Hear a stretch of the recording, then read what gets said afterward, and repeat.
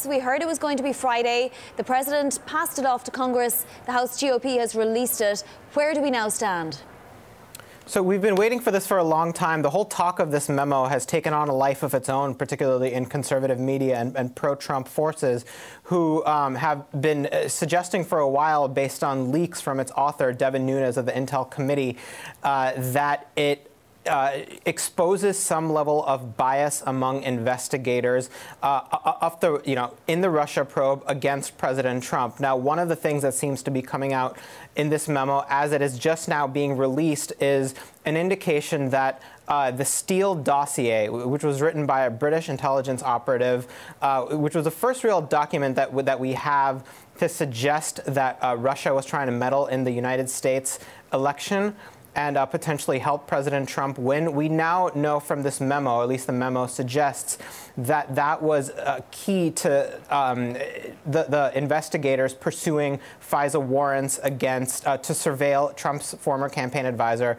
Carter Page. And I think the president, in some of the sound you just played, is suggesting that it exposes bias, and that he said, in his words, a lot of people should be ashamed. The big question now is what else this memo reveals and what actions President Trump will take as a result of it. We know he's deeply frustrated with the Russia investigation. He's very often expressing anger about it. He believes it casts doubt over the legitimacy of his election, and that it's cast a shadow over his presidency.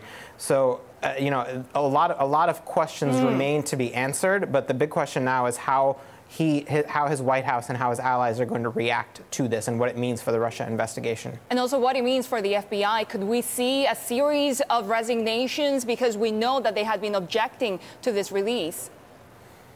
Yes, well, we don't know that resignations are coming. They have certainly been speculated. We do know that the FBI put out an extraordinary release. It doesn't usually comment on things like these, but it did, saying it had grave concerns with the idea of releasing this memo. They said it was incomplete. They said it was misleading. The Justice Department has also objected to it. They believe it will harm national security if it comes out. There's been a process to include some redactions here so that sources and methods aren't compromised. If there are sources and methods for intelligence that are compromised in this, it's guaranteed to spark a firestorm. That's exactly where I was going. What's redacted? Do we know yet, Sahil? And how much is redacted? Who redacted it?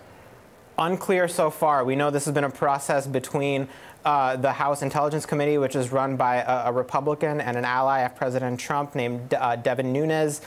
We know there's been a process between him and the White House to work on the redactions and to figure out what should be there and what shouldn't. I also want to note, it's key here to the politics surrounding this, that this memo is essentially one party in one committee in one chamber of Congress releasing it by themselves over the objections of Democrats, who essentially say it's an effort to smear the investigators in the Russia probe and to harm President Trump, that it doesn't have merit and that it's being distorted.